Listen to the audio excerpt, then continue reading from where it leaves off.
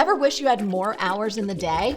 Welcome to the club, because if you're creative and multi-passionate like I am, sometimes it can feel near impossible to keep up with all the demands on your time. But here's the big truth that most people miss. In order to reach our dreams, we actually don't need more time. We just need to use the time that we do have way better. So that begs the question, how do we do that? Here are my top tips. First up, create before you consume. What does that mean? Okay, so here's some honesty time. Do you look at your phone first thing in the morning and check your email and your text and your news and your social feeds or something like Slack? If you're like billions of other hardworking people, that answer is a hell yes. In fact, did you know that research shows that up to 80% of smartphone users look at their phone as soon as they wake up? Now, if you're an entrepreneur or you're an artist or a writer or you're just a creative professional, this is one of the most destructive things that you could possibly do to yourself, because this one seemingly innocent habit is systematically downgrading your brain, stressing out your body, shrinking your damn bank account, destroying your focus, and decimating the most valuable resource that you will ever have in your whole life, your time. Plus, if you got a habit of looking at your phone first thing every morning, I'm willing to bet this, that you are consuming more than you're creating, and it is severely limiting your wealth, your health, and your happiness. How do I know that? Not because I'm psychic, but because I used to look at my phone every damn morning too. And once I broke this one habit, I have never been richer, happier, or more productive. I'm not kidding. So I want you to write this down. Make this your mantra. I want you to make it your lifestyle. Get it tattooed somewhere on your body if you need to. Create before you consume. So what does that mean? It's actually very simple. It means don't even think about touching any device or taking in any information from an external source until you have first created whatever is most important to you for that day.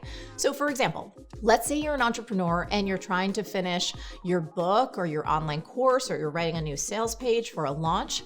Spend time creating that book or that course or that sales page first before you consume anything. Let's say that you're going through a really challenging time in your life, right? And you know in your bones that meditation would make a difference. It would help you. Well, spend time meditating to create a stronger mindset and a heart set first before you go looking at texts or emails that are going to stress you out even more. Now, let's take a different example. Let's say your goal is taking better care of your body. Why not spend some time doing yoga or a workout or even just some squats and create a stronger body first? Now, here's what's cool, and here's what my favorite thing is about this concept. You can interpret and imply this in so many different ways, but here's what I want you to do. I want you to make a commitment to yourself right now that from this day forward, you are going to create something powerful and inspiring, whether it's for your mind or your body or your mission, before you consume anything. Now, I know you know this already, but it bears repeating. How you spend your morning significantly impacts the rest of your day, right? So your choices, what you do when you open your eyes, it influences how the next 24 hours are going to unfold emotionally and cognitively and creatively. And you put all that in aggregate, your habits, both in the morning and throughout the rest of your day, that shapes the entirety of your life. You know, as the saying goes, we first make our habits and then our habits make us. So I want you to think about this. Just imagine this for a minute. How would any human being feel or behave if they spent the first 20 to 30 minutes every single day consuming low quality, low value information? And oh yeah, let's just make sure this is clear. It was highly likely that that same information that they were consuming was going to make them feel angry, overwhelmed, afraid, stressed out, miserable, and like they were maybe woefully inadequate or just behind in their life. If you were imagining this human being stewing in those emotions every single day, do you think that that person would be setting themselves up for success or making their dreams real? Do you think that person would be any closer to all the things that they want to accomplish? Absolutely not. Now, let's pause. Let's say that that same person decided to make a different choice every single morning. They decided to do the opposite, to create before they consumed. Now, with this approach, over the course of weeks, months, years, Who do you think would create better results? Which approach is more likely to make a person happy and healthy and wealthy? Do you think it's consuming first or creating first? Because here's the hard truth. When you consume first, day in and day out, you are training your brain to prioritize the demands, the opinions, the negativity, and the agendas of the outside world. You are choosing a life of misery and mediocrity and overwhelm. Now, on the other hand, when you decide to be a rebel, you decide to choose to create first, you are choosing to make your dreams real. That successful business, that strong, healthy body, that big, fat bank account, those great relationships, whatever it is that you want. Whatever it is that you most want, I promise you, you can have it. But you gotta use your time wisely, and one of the easiest and fastest ways to do that is to create before you consume. Next tip, do not prioritize your schedule. Now, I know you're probably thinking, like, what the hell are you talking about, Marie? Isn't prioritizing one of the most important productivity tips like ever? Yes and no. It's actually nuanced, and here's what I mean by that. One of the most powerful principles I have ever learned about time management comes from Stephen Covey, the author of The 7 Habits of Highly Effective People, one of the best books ever. He said, the key is not to prioritize your schedule, but to schedule your priorities. Okay, so what does that mean? Let's break this down. Most people wake up, they go to their desk, and they start making a list of all the things that they need to do, and then they try and find time for what they say is important. They try and fit in their workouts or make time for friends or work on their book or some new project, all in the margins of the rest of their life. This is the totally wrong way to go about it.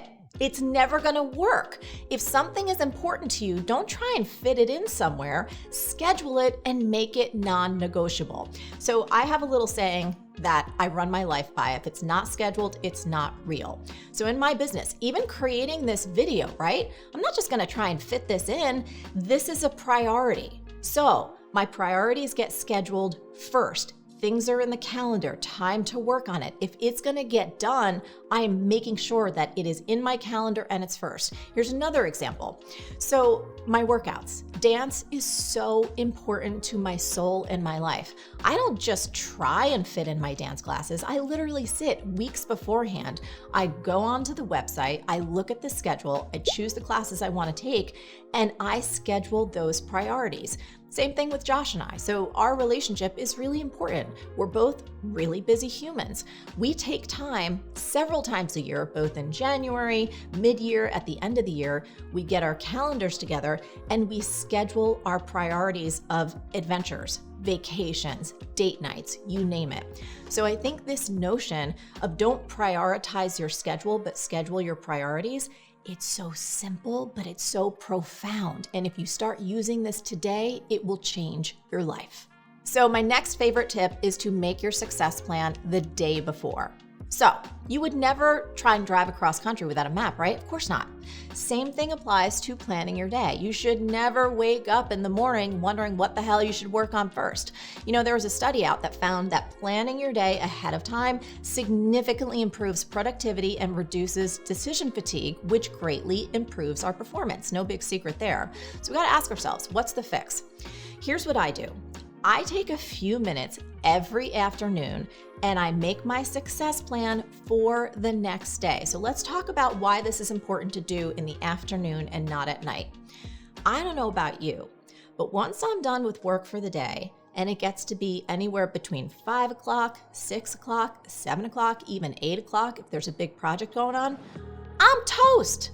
My brain hardly has any cells. And so if I'm trying to look at what's gonna be most important and really set myself up for success, you know what I wanna do? I wanna go get some pizza or go get some dinner and lay on the couch. So I am less likely to set future Marie up for success if I wait till the nighttime. Here's what I do instead.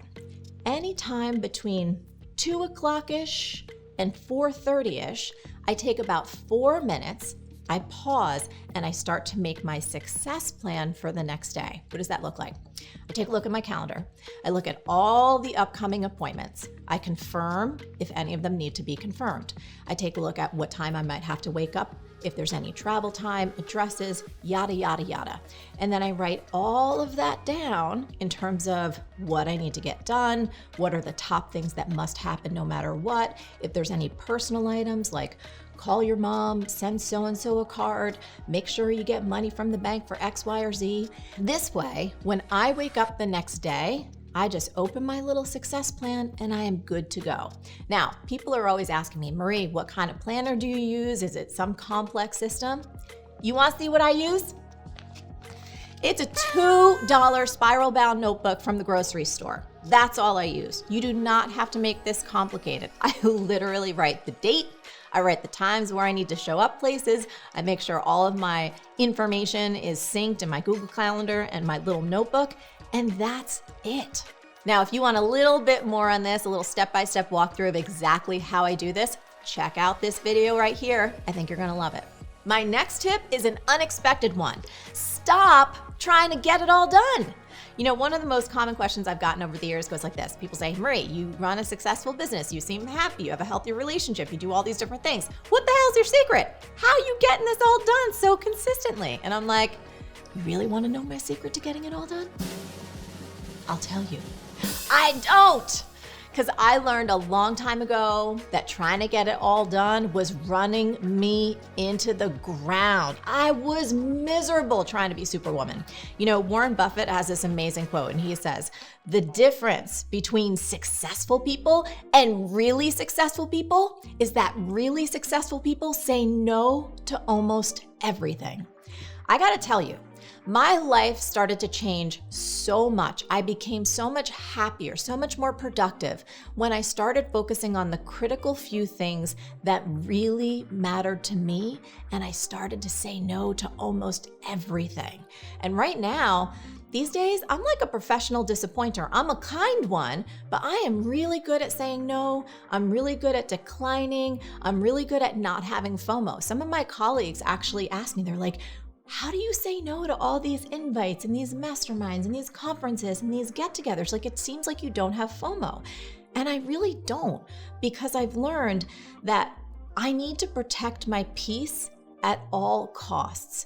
And anytime I say yes to something, I'm saying no to something else. I know it can be super hard to turn people down and say no. It can feel really uncomfortable. You don't want to be unkind. You don't want to seem rude. You don't want to miss out on opportunities. I totally get it. That's why I created a free guide for you with 19 different, very polite, but very firm word-for-word scripts that you can use to set boundaries and say no with compassion and grace. It's actually called The Ultimate Guide to Saying No, and you can grab it for free at marieforleo.com/free tools, or just click the link in the description below. So my last tip is you have to face and replace your self-sabotaging behaviors. So this is just me being real. Most of us can do some really stupid, silly things that totally disrupt our attention and our focus, and they're 100% preventable. So let me give you a couple examples from my life. These are stupid, silly things that I've done before that totally throw my productivity off for the day. So Josh and I used to live in LA for a bit, and it was a very, very small house. And I'm the kind of person who loves to do work every day at the kitchen table. I'm an early riser, so I would get up super early and I would go set my candle, and I'm doing my journaling and I'm doing my work, and I'm doing it right in the kitchen. And then an hour or two would go by, and Joshy just strolls out of the bedroom and he stumbles into the kitchen, you know, looking for some snacks and looking for some coffee. And I was like, ugh, why is he interrupting me? Why is he interrupting my space? And I would get all huffy. I'm like, I'm in the middle of something. I cannot tell you how long this went on until I realized, who's the idiot for choosing to work in the kitchen, which is the central area of a very small house? This one. And I was like, how did I not see this sooner? If I want a whole chunk of uninterrupted time, girl, why are you working in the kitchen? That's some silly, stupid stuff. Like, either leave the house, go to a coffee shop, go to another room, or talk with Joshy, put on headphones and say, hey, if you walk in, I might not acknowledge you, whatever. There's like a gajillion ways. So that was one of the things that I did. And I feel like a lot of us do stuff like that. And then we complain that we can't ever get anything done. Here's another example. A lot of people do this. I no longer do this. I used to, but I have healed myself. Most people allow a gajillion notifications on their phone and or desktop to interrupt them all day long. Like all day long. You're like, oh, I never have time to work on my book, or I don't have to, it's like my kids, It's like, no, dude, you can turn off all those notifications. You can dial in to only allow emergency calls. Like there's just a million smart ways to make your computer, your phone silent for focus blocks, and then check in and handle what you need to check in. It's almost like scheduling your interruptions or scheduling your distractions, but not during focus blocks. So I just want to invite you to take a compassionate but honest look for yourself. Are there any self-sabotaging behaviors that you have in place right now that you can face and replace? If so, make it happen. So there you have it. Those are some of my favorite easy strategies to use your time better so you can win at anything in life. Now, if you want to go deeper and learn how to double and even triple your creative output in a fraction of the time, you got to come check out my program called Time Genius. It's a science-backed system that I created to help ambitious creative people like us reach our dreams faster and with less stress and overwhelm. Not only does it work like magic, but it is guaranteed. You can learn more at jointimegenius.com. Until next time, stay on your game and keep going for your big dreams, because the world really does need that very special gift that only you have.